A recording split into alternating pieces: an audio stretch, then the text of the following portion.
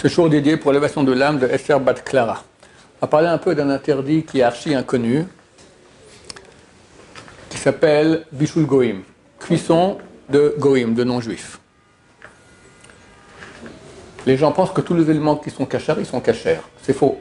Les éléments qui sont cachers, les éléments qui sont cachers, qui ne sont pas cachers. Ça veut dire quoi? J'ai un steak maintenant, cru, cachère, la meilleure société juive qui fait l'égorgement d'animal, c'est super cachère. Je demande à ma femme de ménage Conchita, mexicaine, qui n'est pas juive, de me le cuire. Elle me le cuit, me donne à manger. Ce steak n'est pas cachère. Ça s'appelle Bishul Goïm, parce que c'était cuit par un non-juif. Les conditions sont comme ça. Il faut que ce soit un aliment qu'on peut pas manger cru. Ou que, on va dire, l'hypermajorité des êtres humains ne mangent pas cru. C'est vrai qu'il y a des gens qui mangent un steak tartare, mais ce n'est pas trop développé. La viande se mange cuite et pas crue. Si je lui dis, faites-moi maintenant des carottes cuites, je peux manger les carottes cuites, parce que les carottes, ça se mange comme cru, comme cuit. Les deux, n'est-ce pas? Des patates cuites, non, parce qu'on ne mange pas des patates crues. Donc ça ne va pas. Faire attention à cela. Pâtes, ça ne se mange pas cru. Ouais, mais là, il n'y a pas de. Je veux dire, des pâtes, c'est cachère, quoi. Je veux dire, mais tout est. La viande, je parlais des cachères. Je parle de carottes, qu'est-ce que j'ai dit? Des patates, d'accord? Des frites. Cuites par Conchita, c'est pas cachère. C'est pas cachère. Il faut une Conchita juive. Il faut une Conchita juive. Ou bien, autre solution. Si, pendant le premier tiers de la cuisson, Conchita, il a mis la casserole avec les frites sur le feu, et moi, pendant le premier tiers de la cuisson, je viens, soit je secoue un peu la casserole, soit je touille avec une cuillère comme ça une fois, soit je soulève la casserole, je la remets, ça va, c'est réglé. Si j'allume le feu? C'est elle qui allume le feu. Alors tu l'éteins, tu rallumes, aucun problème. Ah, donc c'est ça pour les. En France, pour le pain à la baguette. Voilà. Alors le pain, c'est autre chose. Le pain, vu que c'est une nourriture basique pour l'être humain, on a autorisé. À l'endroit où on ne peut pas avoir du pain cuit par les juifs, un coin qui est cuit par un non-juif, et qui soit cachère, attention, parce qu'il y a beaucoup d'autres problèmes dans le pain. Des fois, ils mettent de la graisse animale. Est-ce qu'ils ont tamisé la farine? Il y a toutes sortes de bestioles dans la farine, d'accord. Mais admettons que tout ça est clean. Alors le pain, il est cachère si on ne peut pas avoir du pain juif.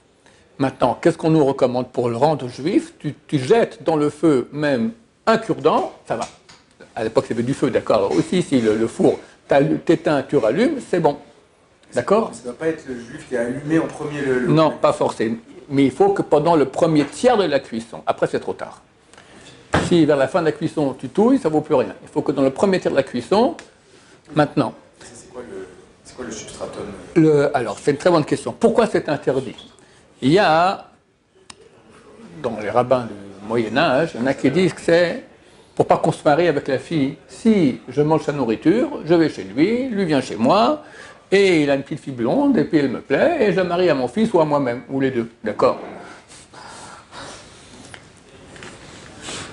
Pour éviter ça, on s'éloigne des non-juifs. Quand on ne mange pas ensemble, c'est Gdola, les guimages, chez Mekar, c'est marqué le fait de manger ensemble, ça rapproche. Comme le vin? Comme le vin aussi. Donc on s'éloigne. Il y a un autre avis qui dit que non, on a peur que le non-juif il mette une nourriture non cachère dans la casserole. Ah, je vais faire un petit tour comme ça, tac, je lui mets le steak non cachère à la place du steak cachère. C'est pour cela que, vu qu'il y a un doute dans la halakha, le Rav Yosef, lui, il a fait une koula. Beaucoup de rabbins ne sont pas d'accord avec lui. Le Rav Samachon n'est pas du tout d'accord avec ça. D'après Shulchan Aruch, c'est interdit. Mais le Rav Yosef est quand même autorisé. Si la cuisine m'appartient à moi, c'est dans ma cuisine, et Conchita, elle est seule dans la cuisine, mais elle sait que je peux rentrer à chaque moment.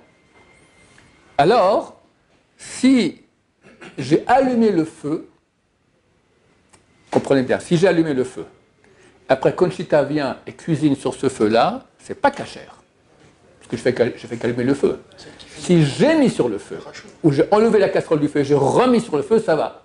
Ou j'ai éteint le feu, j'ai rallumé alors que la casserole était déjà dessus, ça va. Mais si je fais que allumer le feu, ça va pas. L'Ashkenazim autorise. Le Rémaz, l'Ashkenazim autorise. Il dit si le feu a été allumé par un non-juif, par un juif, pardon, ça va. Alors comment ils font dans tous les restaurants? Moshe Shabbat vient le chômeur, il allume une veilleuse. De cela, on va allumer tous les gaz qu'il y aura dans tout le restaurant toute la semaine, ça va. Mais c'est bon pour les Ashkenazim, pas pour les Sfaradim. C'est ça en France. Le Rav Yosef, lui, il dit on va faire un Sfek-Seka.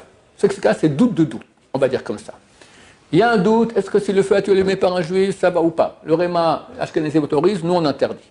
On va mettre un deuxième doute. Si c'est doute de doute sur une loi des Rabbanan, comme c'est une loi des Rabbanan, Bichul Goyim, alors on peut autoriser. C'est quoi le deuxième doute? On ne sait pas si le problème, c'est un problème de peur qu'elle mette une chose interdite, non cachère, dans la casserole, ou de peur que je me mêle avec elle ou avec sa fille. D'accord? Vu que c'est un doute, on va annuler le premier avis qui dit qu'il y a un risque qu'elle mette une chose qui est non cachère. C'est dans ta cuisine et tu rentres et tu sors quand tu veux. Elle aura peur de mettre quelque chose de non cachère, parce qu'à chaque seconde, je peux venir regarder qu'est-ce que c'est. Il faut être là, ça veut dire qu'il doit être dans la maison. Il doit être où elle sait qu'il peut venir à chaque moment. D'accord? Par exemple, quelqu'un a un resto comme ça, il peut sortir, mais le cuistot, il ne sait pas quand il va revenir le patron. Donc on fait un doute de doute, et comme ça on peut autoriser si le feu a été allumé par un juif, et si c'est dans la cuisine du juif qui rentre et qui sort, qui peut venir à chaque moment. D'autres rabbanim interdisent même comme ça, pour les sfaradim. Le mieux, si on veut être d'accord avec tous les avis, quand tu vas au restaurant, tu appelles le chômeur, tu dis voilà, moi je suis sfarad, si tu veux, vous mettez le plat sur le feu. Et comme ça il le fait, il n'y a aucun problème. Baruch Adonai, l'olam, amen va amen.